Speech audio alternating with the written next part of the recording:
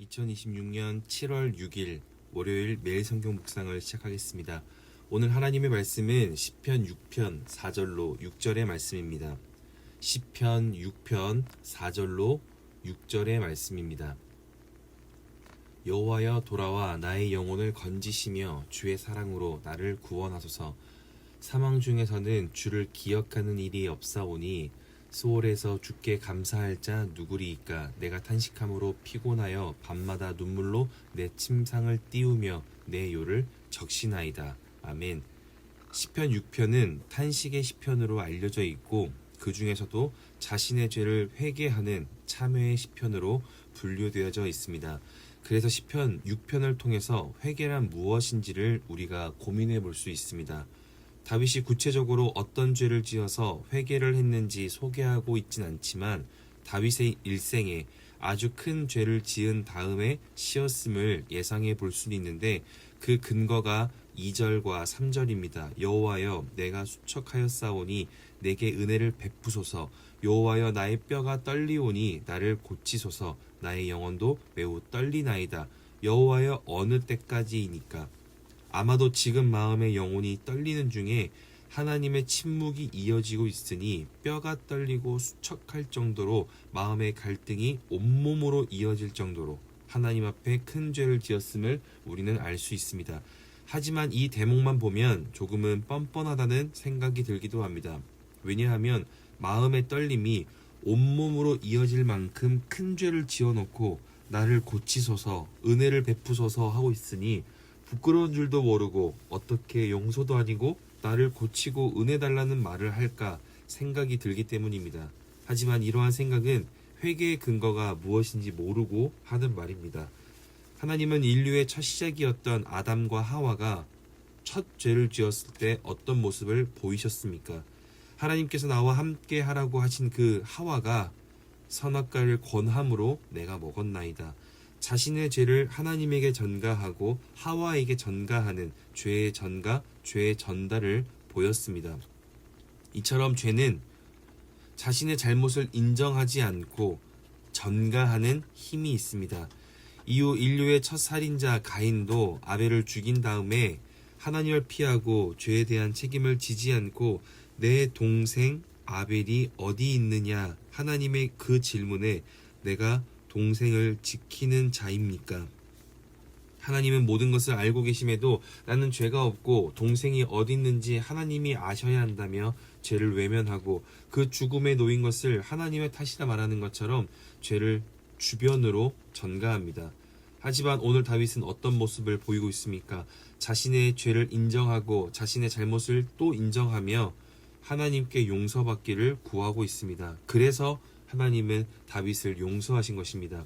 이러한 관점에서 오늘 본문을 읽어보면 다윗이 자신의 죄가 무엇인지 정확히 말하진 않지만 왜 이렇게까지 떨고 두려워하며 자신의 죄를 고백하는지 그 근거가 나옵니다. 그것은 4절에 여호와여 돌아와 나의 영혼을 건지시며 주의 사랑으로 나를 구원하소서.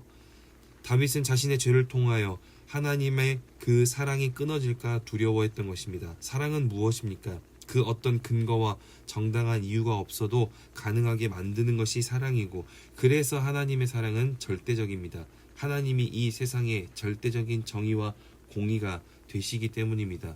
그러니 자신의 죄를 스스로 씻어낼 수 있는 구약의 율법마저 인간이 깨뜨림으로 아무런 구원의 방법이 없는 구약의 시대에도 하나님이 예수님을 아들로 그렇게 이 땅 가운데 보내셔서 창조주가 피조물이 되어 피조물 대신 죽음으로 구원을 이루시고 새로운 신약의 시대를 열어가시는 인간과 세상으로서 이해하지 못하는 일도 가능했던 것입니다. 그래서 말씀을 통하여 우리가 첫 번째로 기억해야 될 것은 회개란 어디에 근거해야 하는가 하면 하나님의 사랑에 근거해야 한다는 것입니다. 우리는 회개할 때 하나님 제가 이래서 잘못했습니다. 이래서 제가 문제입니다. 하지만 다시는 하지 않겠습니다. 저를 벌하지 마십시오. 즉 자기 죄의 근거에서 회개합니다. 물론 이렇게 기도하는 것도 틀린 것은 아닐 것입니다. 죄의 인정은 반드시 필요합니다. 하지만 하나님 입장에서 사람은 어차피 회개하고 또 죄를 지을 것을 아시기 때문에 왜 용서하시는지 우리는 그것을 놓쳐서는 안 됩니다. 하나님은 우리가 또 죄를 짓고 넘어질 것을 아시지만 하나님을 향한 사랑이 끊어져선 안 되기 때문에 하나님도 우리와의 사랑을 유지하시기 위하여 또 우리를 용서하실 수 있는 것입니다. 그래서 회개는 인간의 잘못에 초점을 두어서는 안 되고 하나님의 사랑에 초점이 있어야 합니다. 하나님, 제가 하나님의 사랑이 있음에도 이런 죄를 지었습니다. 하나님은 나를 이렇게 사랑하셨지만 제가 이 사랑을 순간 잊어버리고 죄에 빠져 이러한 모습을 보였습니다. 그 사랑에 근거하여 내 삶을 돌아보고 그 사랑에 근거하여야 그렇게 내가 사랑이신 하나님 앞에 얼마나 큰 아픔의 죄를 지었는지를 확인하는 것입니다. 죄는 크기가 아닙니다. 죄는 상대적인 것도 아닙니다.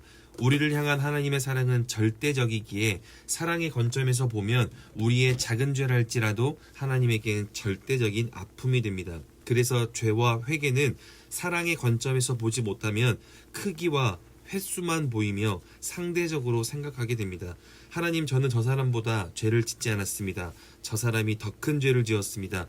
그렇게 죄와 회개를 상대적으로 보기 시작하며 하나님 앞에 또 아픔의 죄를 짓는 것입니다.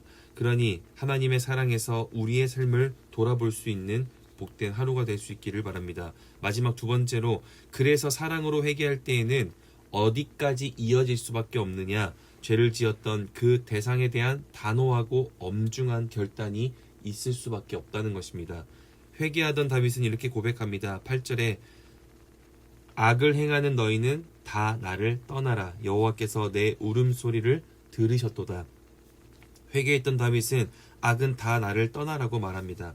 여기서 떠난다는 말의 의미가 여러 의미로 사용되지만 본문에 적용할 수 있는 뜻으로는 완전히 떠나가다, 물러가다 라는 뜻과 반대로 잠시 들리다, 사람에게 다가가다 라고도 쓰이는 말로써 결국 회개하는 다윗은 내가 지었던 죄악에 대하여 그 어떤 것도 다가오지 말고 완전히 나에게서 떠나갈 것을 기도하며 결단했던 것입니다.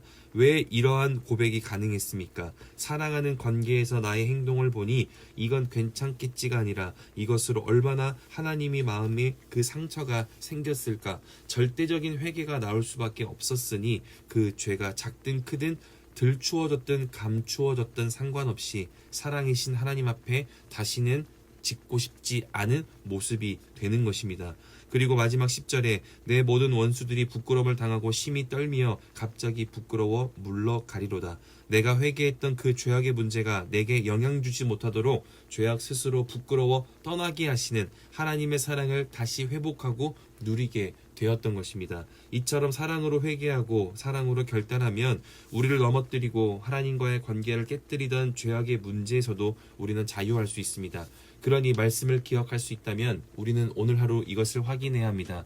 나는 하나님의 사랑 앞에 부끄러움이 없는 삶을 살고 있는가? 그리고 나는 하나님의 사랑을 위하여 노력하고 있는가?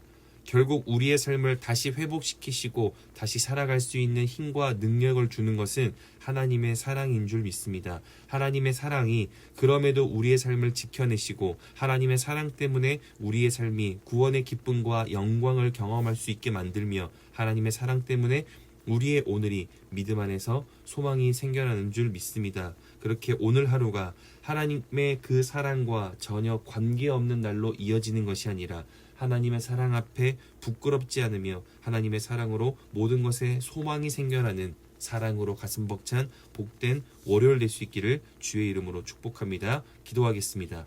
사랑이신 아버지 하나님, 오늘도 말씀으로 우리의 삶을 결단하게 하시니 감사합니다. 하나님의 사랑 앞에 또 한번 우리의 삶을 돌아봅니다. 죽을 수밖에 없는 죄인이라는 고백이 너무나 익숙하여 진짜 내가 죄인임을 망각할 때가 있고 하나님 앞에 더러운 죄악이라는 그 고백도 너무나 익숙해질 때가 많은 나의 삶을 진심으로 회개할 수 있도록 하나님의 사랑을 깨닫고 알 수 있는 복된 하루가 되게 하여 주시옵소서. 그렇게 인도하실 주님께 감사와 찬양을 드리며 이제는 우리 주 예수 그리스도의 은혜와 하나님의 사랑하심과 성령의 내주교통 역사하심이 하나님의 사랑으로 내 삶을 돌아보며 하나님의 사랑 앞에 합당한 삶을 살아내기로 결단하고 돌아가는 함께 예배하는 모든 하나님의 사람들 머리 위에 그리고 멀리 해외군의 지방에 있는 가족들, 우리 교회 환우들과 우리 교회와 복중의 생명까지 이제로부터 영원토록 함께 없시기를 간절히 축원하옵나이다. 아멘.